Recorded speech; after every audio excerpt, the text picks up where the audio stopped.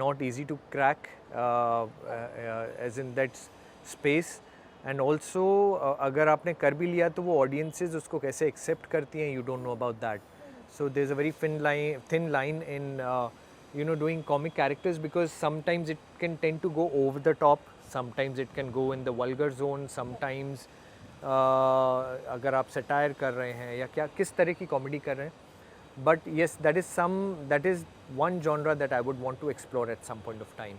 वरुण धवन के साथ जो बॉर्डर 2 के पहले हुआ कि मतलब जो इन्फ्लुएंसर्स हैं सोशल मीडिया पे सब रील बनाने लगे, मुंह टेढ़ा करके डालने लगे कि उनका ये एक्सप्रेशन था उसमें.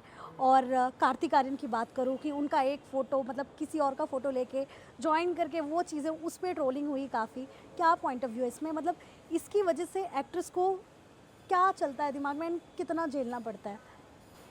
I don't think we should pay attention to it. I know ये सब होता है and it's sad कि ये होता है कि you know लोग negative लिखते हैं, but again positive भी लिखते हैं. But what you're talking about I think is the kind of trolling कि जो deliberate trolling होती है कि किसी के पीछे पड़ जाना without any reason, किसी को demean करना, किसी के बारे में उल्टा लिखना just for the fun of it. I think that's not right. And liberty on social media should not be taken like that कि आप उसको misuse करो liberty को.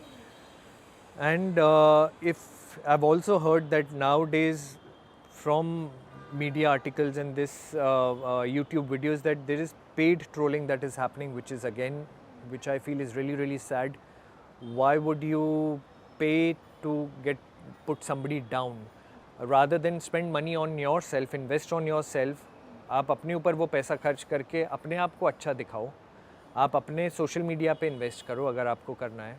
मे बी अगर आपको पैसे खर्च करने ही हैं और ऐसे फेक अकाउंट से ट्रोलिंग करवानी है तो आप उन फेक अकाउंट्स को बोलो आपके बारे में अच्छा लिख दें पैसे दे के, instead of writing bad about somebody.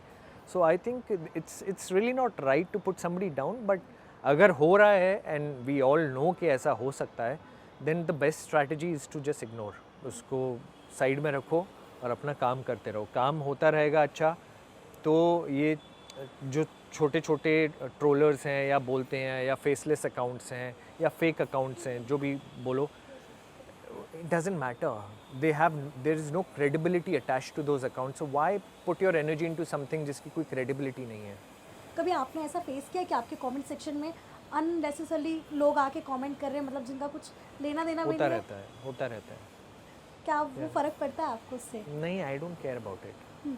I don't care about it. That's social media. वही लोग हैं जो आके कमेंट करते हैं, वही लोग आपके अकाउंट को फॉलो भी करते हैं. तो मतलब there actually when if you see they are looking up to you in some way और दी अदर. वो अगर उनको आप पसंद नहीं हो तो वो आपके अकाउंट पे आके कमेंट क्यों कर रहे हैं? अगर वो आपको पसंद नहीं करते हैं and they want to write negative, why are they following your account? Why do they want all your updates? Because there is something that they don't have.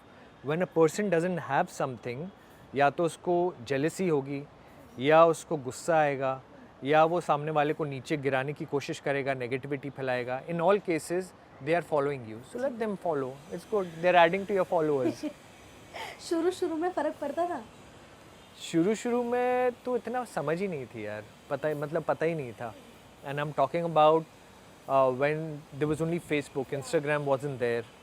तो Facebook पे तो इतना कभी होता ही नहीं था. पहले इतना एक्चुअली ये ट्रेंड ही नहीं था, ट्रोलिंग का ट्रेंड ही नहीं था. You would have genuine followers who would either follow you and you knew that these are real people. You could connect to them, you could see where they're living, you could see on their feed कि इनकी family में कौन है.